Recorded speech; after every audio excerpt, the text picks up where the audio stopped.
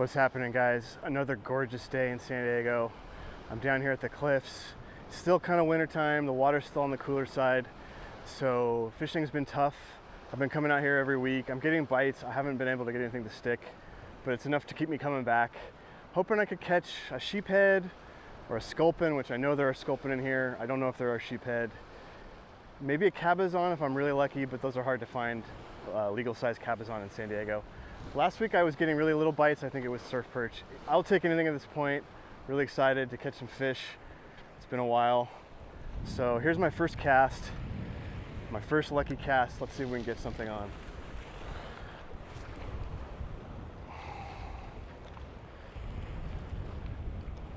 Might be getting bites here already. I'm feeling little ticks on the line.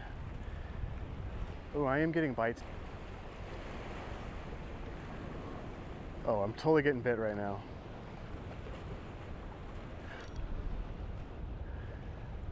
Caught this tiny little rockfish. Finally caught a fish though. Tiny little thing. All right, well this guy's going back. He's too tiny. He went back in the water, he swam down. He was hooked really good. So they do exist. Getting close to where thousands of people are gonna come down here to watch the sunset, which is neat. I'm glad people care about the sunset. You know, it's cool that nature puts on this show every day for us, and even though it's every day, we don't get sick of it. People take the effort to come and look at it. I love that. Oh, I just had a bite right when I was rambling to you guys.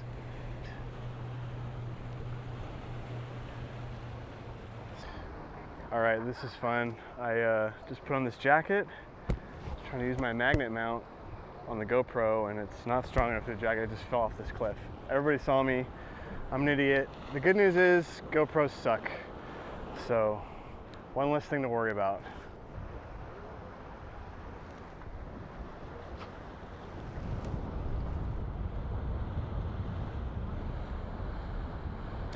Well, the good news is I actually caught a fish. Bad news is this camera wasn't running. I did get it on the GoPro, but the GoPro went into the drink. The other bright side is while I'm down here, my buddy called me and asked if I want some yellowtail. So I don't look like I'm bringing home any food today, but I'm gonna go pick up some fish from my buddy. It's a good thing about having community. You can trade things. I'll probably trade him some stuff from my garden for some fish.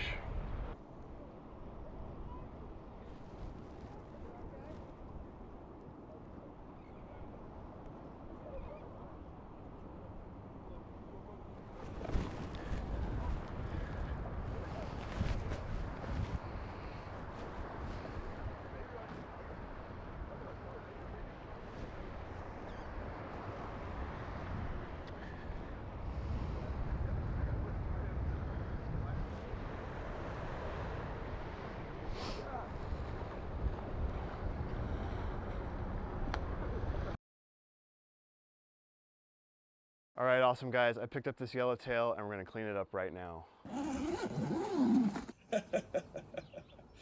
For this, I'm gonna be using my Bubba blade. I'm not sponsored, but I really love this knife. It is just a surgical implement. It's so sharp. I think it's got like a Teflon coating so it doesn't stick to the meat. I'll put a link in the description. This knife is awesome for $50. It's actually scary. I've cut myself with it multiple times.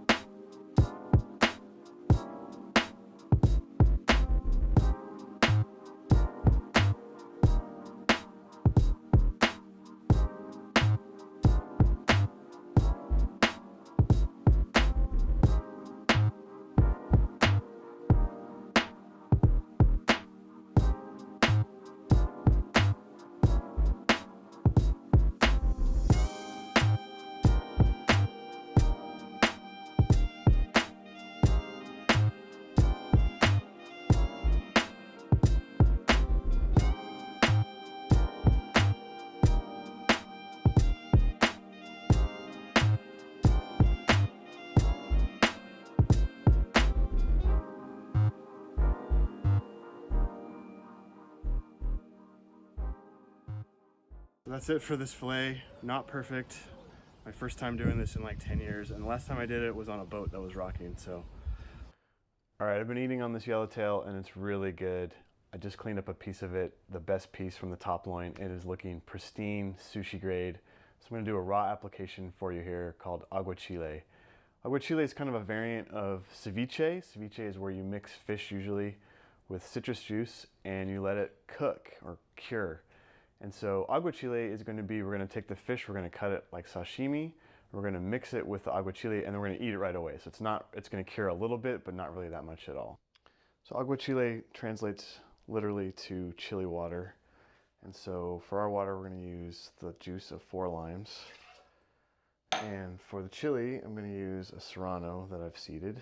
And then I'm going to throw in just 1 whole raw tomatillo, which will give it some thickness. We'll blend this up until smooth.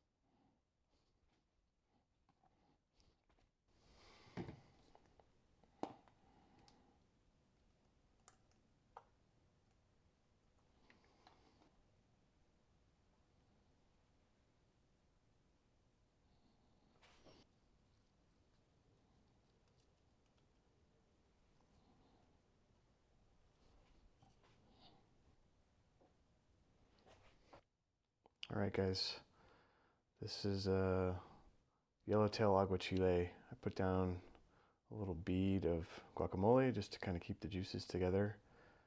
I strained that aguachile water and poured it into the middle. Laid down the fish. I got a little extra hot sauce, some thin sliced red onions, and some cilantro. All right, off camera, I added a little bit of lime zest. And I don't know if I mentioned this, but this is my home fermented red hot sauce from the peppers from my garden. I made a video a couple months ago about fermenting hot sauce. So we're gonna give this a try right now. Mess up the plate.